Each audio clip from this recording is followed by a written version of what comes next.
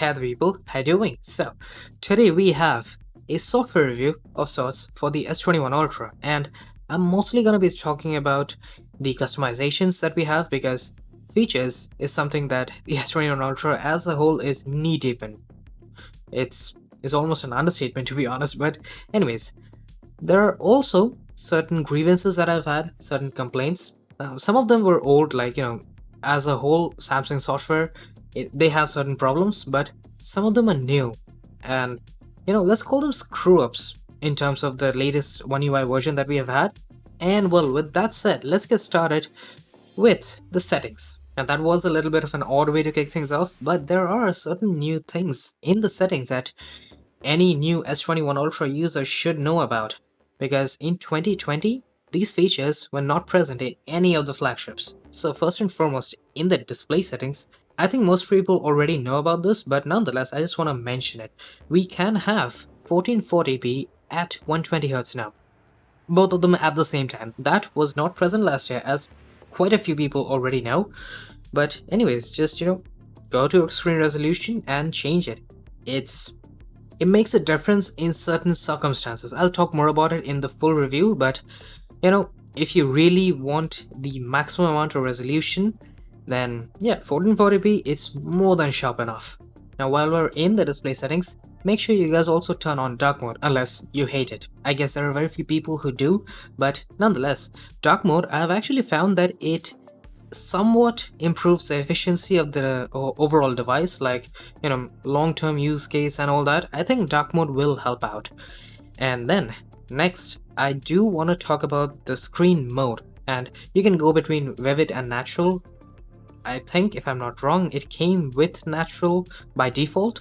I would suggest going to vivid because unlike some of the other devices I've used, vivid mode on the S21 Ultra is very well balanced. Now next up, for this overall UI, well, I want to say that the S21 Ultra feels much faster compared to the Note 20 Ultra that I have here. I mean, both have 120Hz, but I just feel like it's a lot more snappier. And secondly, and more importantly, I feel like the 120Hz on the S21 Ultra is a lot more stutter-free. I mean, the Note isn't bad, it's not unusable or anything like that, but compared to the Note's 120Hz, I feel like this is much smoother. Now, obviously, the newer hardware and, certain software improvements could insinuate that it's a lot more smoother now, but that's definitely something to keep in mind. You are getting a better software and user experience as a whole when you use the S21 Ultra. Now, before we get on to the juicy stuff, which, as some of you might already know about, is good luck, well, there are certain things that I want to point out. The grievances. Well, firstly, we have the bloatware. I mean, it's there. You can't really do anything about it. It's just a thing about Samsung devices. We always have some amount of bloatware. There are these extra apps. Either you disable them or uninstall them if possible. But yeah, it's kind of a chore, and on a flagship, it might not look the best.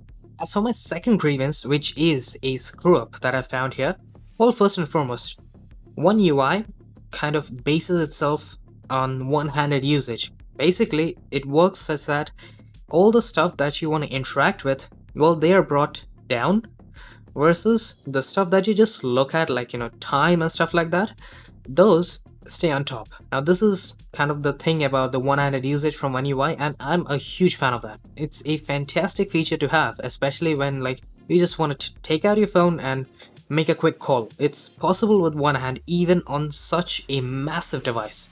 Like, that says a lot in my opinion. But nonetheless, now in earlier versions of OneUI, well, whenever you pulled down the quick toggles panel, well, everything came down. That included the settings, the power, the quick toggles themselves, brightness bar, everything came down so that you could essentially use and interact with everything down there with one hand. That it was possible, and it's a fantastic feature. But on the S21 Ultra, with this version of OneUI that I'm running right now, everything comes down except for the three dots for editing your quick toggles, the settings, which is, I mean, this is the best way to get into settings, and you cannot do that with one hand anymore. It stays on top, and I don't understand why this decision was made. It makes zero sense, literally zero sense, because everything comes down. Why not the settings as well? So yeah, that's. I just hope that Samsung, at least in the near future, fixes this because it's not very nice to use. And now that we are done with the few grievances that I've had, let's move on to good luck because that is where the real customization begins. So first and foremost, we have lock star. Now this one basically allows you to change up a lot of things about the lock screen, like the clock positioning, the app shortcuts that you've got. It's a ton of things. I personally don't use it a ton because I don't really use the lock screen much. I mean, the fingerprint scanner is more than fast enough to get me through the lock screen in half a second or something like that. So yeah, it doesn't really matter much to me. But the next one, the quick start. Earlier on, in like earlier versions of Good Luck for earlier versions of OneUI, you could use this, you could use Quick Start to change up everything, like customize every little detail about the whole quick toggles panel. You can make the background just transparent and then blur it out, which is essentially what I've done. And you can change up the colors of the switched on and switched off icons. Like it's amazing. The font colors can be changed. It's legit the best customizable feature that we have on the S21 Ultra, and it's my favorite, to be honest. But initially, when I had good luck on this one and I went on ahead to Quickstar, well, I mean, every one of those customizations that I mentioned was basically gone. And suffice to say, I was beyond disappointed, but there is a way to do it. We'll get to that in a moment. But before that, let's talk about clock face. Now, what clock face does is that it'll give us a ton, like almost literally an absolute ton of clock faces, quite literally, to put on your lock screen, and more importantly, on your always on display. Now, as I mentioned before, lock screen isn't really something I use a lot, so I don't really care much about it. But anyways, we do have clocks for the always on display.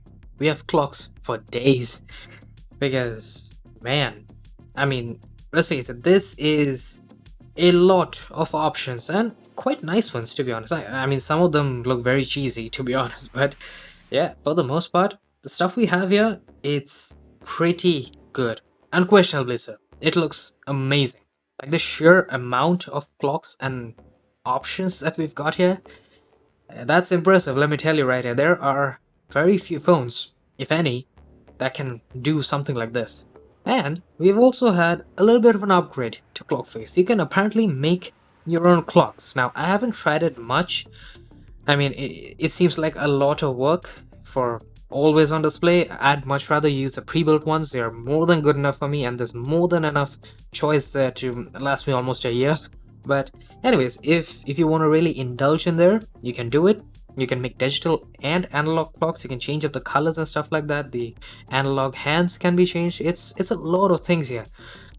I mean, that's the thing about Samsung devices. If you really want to go deep into customization, you can. And next up, we have another feature called Home Up. Now, well, the other stuff I'm not really interested in much in, like you can change up the folders and stuff like that. But what I am interested in is Task Changer. Now, this one basically allows you to just change up how your recent apps pages will look.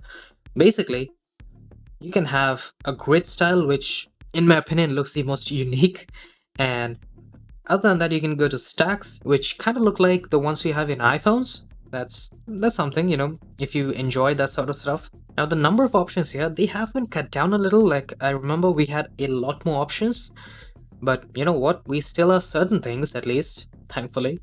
So yeah, not bad, to be honest. And then we have Keys Cafe. Now, this one, well, initially when I used it, I didn't really like it because I felt like it was a little over the top. But then I went in, I changed things up a little, and well, now my keyboard looks pretty neat. Or rather, while I'm typing on it, it looks pretty cool. Now here, basically what you can do is that you can have a number of effects when you're pressing your keys. Basically, you can have this weird, crazy color effect that can happen behind your key, which is kind of over the top if you really want my opinion on that. But what I do like is that you can have a tiny little minimalist sort of effect when you're pressing your key inside the set key.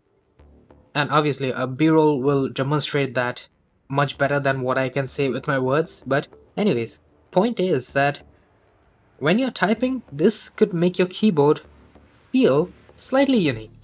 It's not obviously a necessary adjustment. You don't have to do it, but you know what, for those who enjoy customization like me, I absolutely love stuff like this. And you can also change up the color of set effects. You can have a completely unique one if you really want to go through all that, but you know what, it works.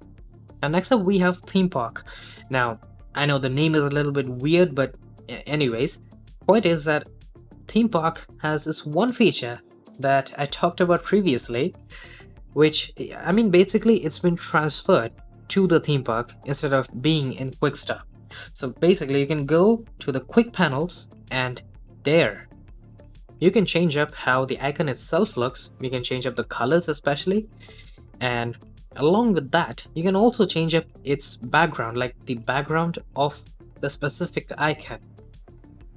I mean, I don't believe we had that level of customization before. We had, I mean, yeah, we could change up the switched on and switched off icon colors, we could change up the font colors, but now it's almost over the top. It's just, damn, the amount of customization we have with regards to the quick panel here, it's mind-blowing. I mean, I without question feel like this is the best feature in like the whole firm. I mean, I'm a little bit of a freak when it comes to customization as such, especially for something like this, because I use the quick panel like a lot of people, a lot, like throughout the day. I use the quick panel a ton, and being able to customize it to look exactly how I want it to, and now with the depth of customization being deeper than ever before, I mean, let's face it, this is not something that you see in every device out there. That's, the uniqueness of this customization right here is what impresses me more than anything else. And next up, one feature which I would recommend everybody who uses a Samsung device that can run Good Lock is one-handed operations. I mean, this is by far the most user-friendly software feature that we have had here. You can assign certain gestures to the edges of your device, and you can also control the area of the edge that will be sensitive to those gestures. For example, on my device here, if I swipe up diagonally, I can go to my recent apps. Now, you can't do that in the traditional manner, but here this is actually faster. And if in case you're just holding your device in such a manner that you cannot for the life of you reach the bottom of your display, and instead of doing some hand gymnastics, you can just have this feature set. It's so useful. I mean, damn, I don't use it all the time, but there are certain situations when I've had to use it, and I've been more than thankful for having this feature at all. Like, damn, it's been here from before Android even had any gesture support at all. Now there are more here. I haven't talked about everything because then that would be way too long a video, but nonetheless, I think Good Lock is just the best feature that is present on any device so far. And having these features here, like being able to change up every aspect of your quick toggles to make it perfectly match and look absolutely amazing when you can pair it with your wallpaper. I mean, that's gold for someone who likes customization, which also happens to be me. But anyways, you get the point. Having Good Lock and having this level of customization, it's really something. Like, man, I don't think there are any other phones out there which can give you this level of customization just, by using an app that's built by the company themselves. I think that really goes to show how deep customization runs in OneUI and in Samsung flagships as a whole. So with that said, I hope you guys enjoyed. If you did, do that like button, subscribe if you haven't already, and I will be seeing you guys later. Cheers.